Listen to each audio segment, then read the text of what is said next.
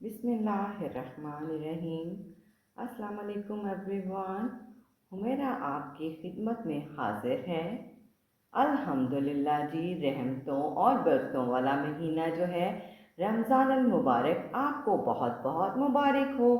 अल्लाह ताला का ये ख़ास करम हुआ है कि हमें ये बरकतों और रहमतों वाला महीना जो है नसीब हुआ है। अल्लाह हम सब की मग़फ़िरत फरमाए। अल्हम्दुलिल्लाह जी। आज का व्लॉग जो है वो शुरू कर लेते हैं।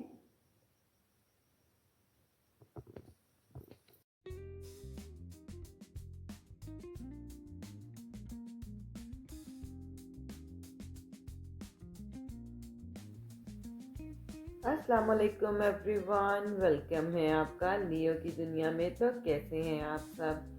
आई होप कि आप सब ठीक ठाक होंगे। अल्लाह तबारक व तआला से दुआ है कि हमें हासिलीन के हसद और शर से महफूज रखें। आमीन सुमा आमीन। तो मेरे प्यारे प्यारे व्यूवर्स, मैं आज आपके लिए एक और स्टोरी लेके आई हूँ। उम्मीद है कि आपको पसंद आएगी, और अगर आपको स्टोरी अच्छी लगे तो आपने इस वीडियो को लाइक करना है, प्यारे से कमेंट करने हैं और चैनल को सब्सक्राइब करना है। तो मेरे प्यारे प्यारे व्यूवर्स, चलिए आज का व्लॉग शुरू कर लेते हैं। पिछले ज़माने का जिक्र है। किसी गांव में एक मोची रहा करता था जो गैर शादीशुदा था।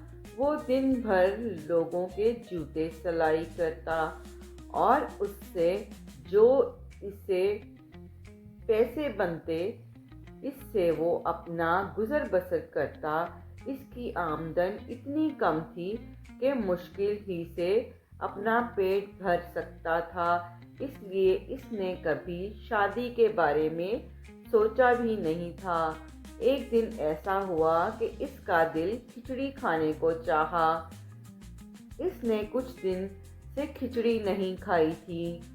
चनाचा वो बाजार गया और उसने बाजार से चावल और मूंग की दाल खरीदी और घर आ गया और बड़े चाव से नो नो बेबी और बड़े चाव से खिचड़ी तैयार की।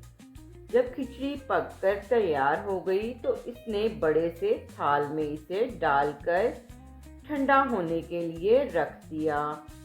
और फिर इसने सोचा कि जब तक खिचड़ी ठंडी होती है, इतनी देर में लोगों के जूते वापस कर आता हूँ। ये सोचकर वो खिचड़ी को वहीं पर छोड़कर लोगों के सिलाई किए हुए जूते वापस देने के लिए चला गया। इत्तेफाक से एक गीदड़ जंगल से घूमता घुमाता इधर को निकल आया। इसने मोची का घर खाली देखा तो अंदर घुस आया। जब इसने सामने देखा तो बड़ी सी थाली में खिचड़ी रखी थी। गीदड़ भूखा था। गीदड़ भूखा था गीदड़ भूखा तो था ही। इसने आओ देखा ना ताओ और जल्दी जल्दी खिचड़ी खाने में लग गया। अभी वो पूरी खिचड़ी भी खत्म नहीं कर पाया था कि बदकिस्मती से मोची आ गया। मोची भी खिचड़ी खाने के लिए बेताब था और इसे जल्दी थी कि जल्दी से घर जाए और खिचड़ी खाए। इसलिए वो लोगों के सिलाई किए जूते जल्दी जल्दी वापस करके घर आ गया था। लेकिन जब इसने घर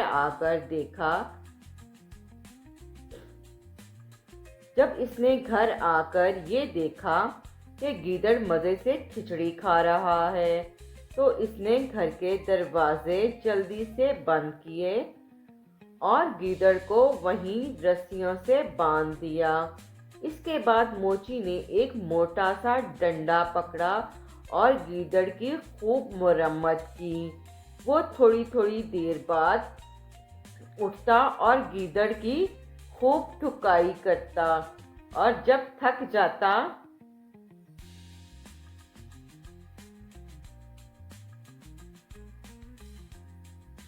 तो फिर अपने कामकाज में लग जाता। गीदड़ दिल ही दिल में सोचने लगा कि अगर ये मुझे यूं ही मारता रहा तो मेरा जिंदा बचना महाल है। गीदड़ यूं ही मार खाता जा रहा था और वहां से निकलने की तरकीब पर भी सोच रहा था, मगर बंधा हुआ था, खुल भी नहीं सकता था।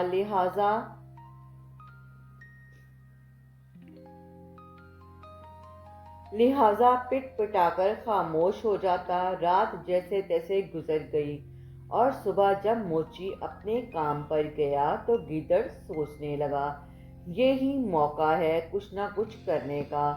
कोई कोई अच्छी तरकीब सोचनी चाहिए।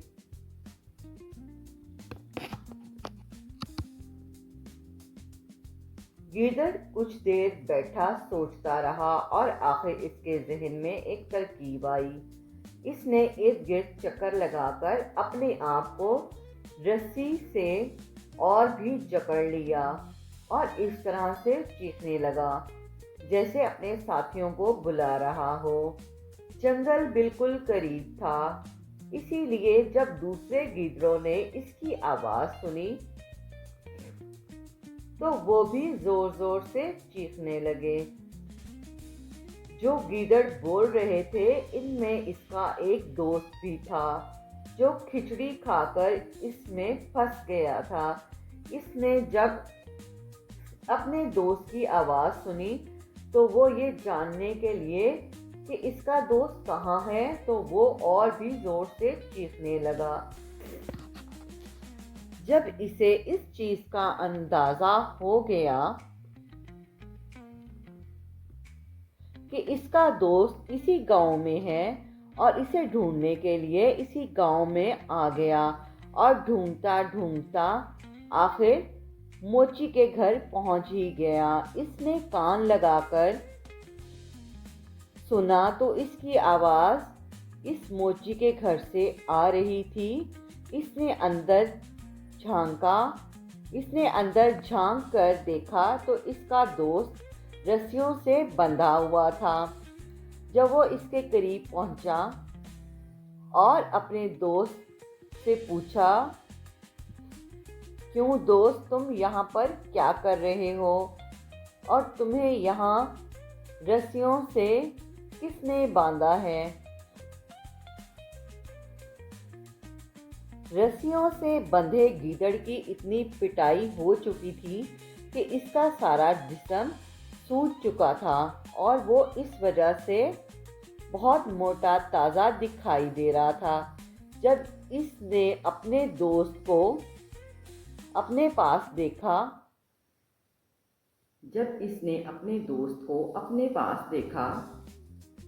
तो इसने अपने दर्द को छुपाने के लिए कदरे मुस्कुराहट से कहा, तुम ऐश कर रहे हो दोस्त, तुम तो जंगलों में मारे मारे फिरते हो। दूसरे गीदड़ ने इसे देखा तो वो वाकई मोटा ताज़ा मालूम हो रहा था। इसने इससे सवाल किया, फिर भी तुम हमें बताओ कि तुम्हें ये कामयाबी कैसे मिली? रस्सियों से बंधे गीदड़ ने बड़ी चालाकी और होशियारी से काम लेते हुए कहा, मैं तुम्हें ये राज बताने के लिए तैयार हूँ। गीदड़ ने कहा, मगर एक शर्त है। वो क्या, मुझे जल्दी बताओ। दूसरे गीदड़ ने कहा, वो शर्त ये है कि तुम हरगिज नहीं बताओगे। नहीं, बिल्कुल नहीं, तुम मुझसे वादा कर सकते हो कि मैं किसी को नहीं बताऊंगा। इस पर रस्सियों से बंधे गीदड़ ने कहा, दरअसल बात यह है कि मुझे निहायत रहमदिल और नेक आदमी ने पकड़ लिया है। वो मेरी बहुत खातिर तवाज़ो करता है और तुम देख नहीं रहे कि इसने मुझे रस्सियों से जकड़ा हुआ है कि कहीं मैं अपने आप को छुड़ाकर कहीं चला ना जाऊं। इसने अपने ऊपर बंधी रस्सियों की तरफ इशारा करते हुए कहा, देखो मैं किस कदर मोटा ताज़ा हो गया हूँ। वो आदमी हर रोज़ मुझे हलवा पूरी खिलाता है। दूसरा गीदड़ इसकी बातें सुन रहा था और दिल ही दिल में सोच रहा था कि ये मौका मुझे भी मिल जाए। हलवा पूरी के नाम से इसके मुंह में पानी आ गया था। बंधे हुए मोटे गीदड़ ने जब ये देखा कि इसका दोस्त इसके फरेब में आ चुका है, तो वो आहिस्ता से बड़ी राजदारी से कहने लगा कि तुम मेरे दोस्त हो, मैं तुम्हारे लिए ये कर सकता हूँ कि तुम मेरी रस्सियाँ खोल दो और मैं तुम्हें अपनी जगह बांध देता हूँ, और इस तरह तुम भी मेरी तरह 2-3 दिन में मोटे ताज़े हो जाओगे और खूब ऐश करोगे। तो जुड़े रहिए हमारे साथ अच्छी अच्छी स्टोरीज़ देखने के लिए और लियो और मैक्स की मस्तियाँ देखने के लिए। अल्लाह तबारक व तआला ने चाहा तो फिर मिलेंगे। तब तक के लिए हुमैरा राशिद को दीजिए इजाज़त। अल्लाह हाफिज़।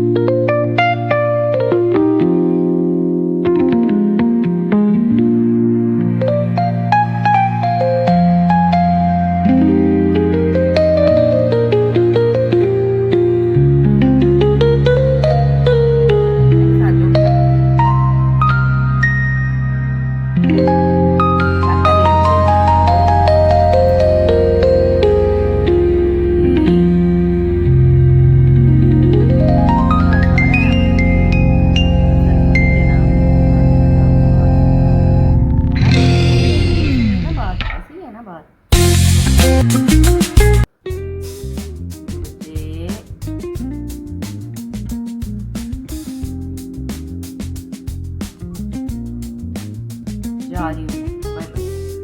ये मैं जा रही हूँ। नेक्स्ट क्या कर रहे हो?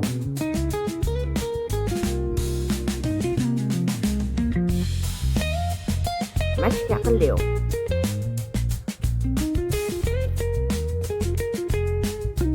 क्या कर रही हो? क्या कर रही हो?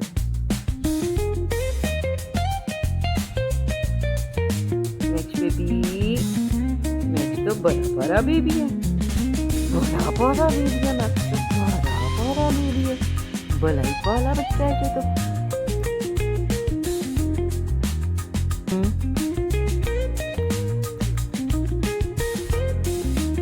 इधर से पारी करूँ, इधर से? अच्छा, इधर से पारी करनी है। अच्छा जी, जा रही हूँ मैं, वेली नहीं मैं। अच्छा। तो वेला है, तू तो वेला बच्चा, तुझे तो कोई काम धंधा नहीं है।